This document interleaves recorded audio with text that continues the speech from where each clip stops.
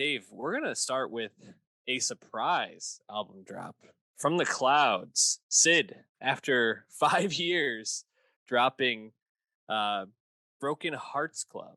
Hmm. I mean, Sid had to pick this weekend. She couldn't have waited one more. Baffling, honestly. Second solo album, like you said, 5 years since Finn came out in 2017.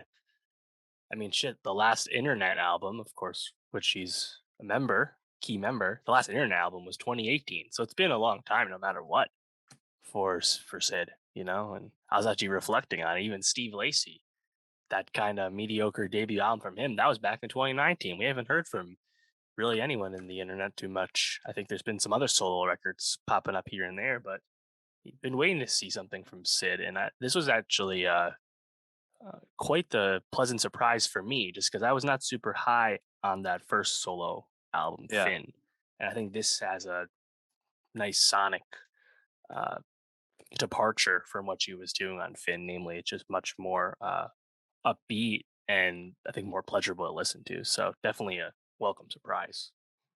Yeah, even just kind of flicking through the time Sid has kind of popped up in our listening recently. Uh Popped up on the Zayn album, Nobody's Listening, which yeah, a forgotten album for me, and the Zayn heads will be after us, I'm sure. Drop the comments below.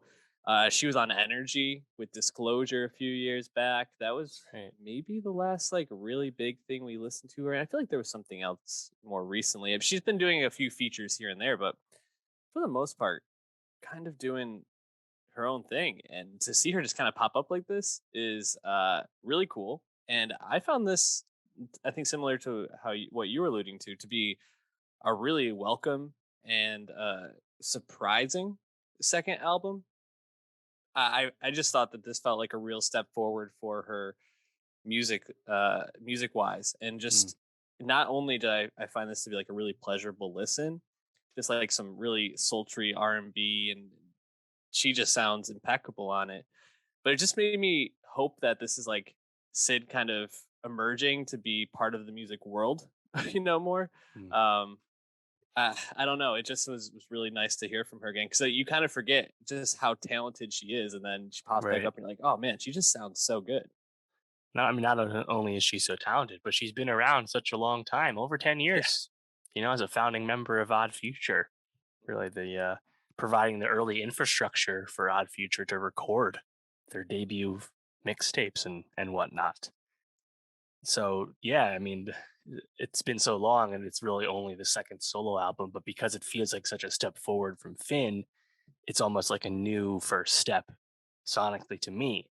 And I think what's cool about Broken Hearts Club is there's like two kind of distinct halves to this album. Like thematically, it's about like the positives of the relationship, the like honeymoon phase, if you will. And then towards the end, it's like the heartbreak, the breakup, and all that. And like the music definitely conveys those two feelings well. I definitely like the first half more, as you can imagine by the theme, lends itself to being more upbeat and happy sounding, if stuff like that. I think the first four tracks in particular, I really really liked. yeah. CYBAH, Can You Buy a Heart with Lucky Day? It's like super upbeat. Tie the Knot. I thought the production on that and Fast Car was really notable, almost pop leaning. And then Mhm. Right Track also sounds really good with a really awesome feature from Smino that fit the track really well. So I thought the start's definitely my favorite part of it. Yeah, Right Track is just like this more energetic feeling song to it, and Smino really brings that, like you said, I think a nice compliment to Sid on the track.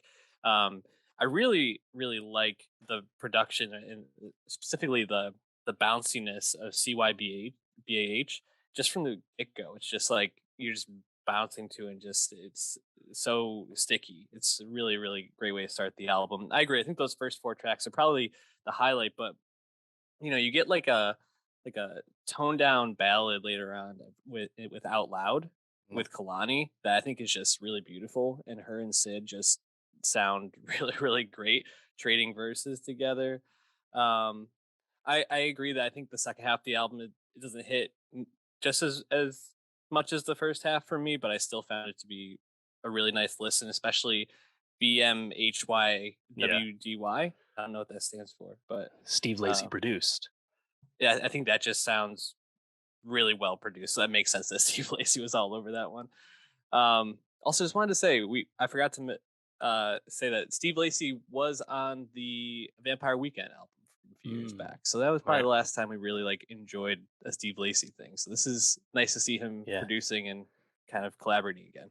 I got a feeling he's got an album coming soon because Dark Red off the demo project like became a uh, TikTok hit well after the fact recently. It's not a really huge song for him. So, yeah, who knows? Maybe this will lead itself to an internet album in the near future as well. Again, it's been several years for them as a group. But either way, I'm really happy to hear Sid take like a step forward, I think, in a really positive way. So, welcome surprise.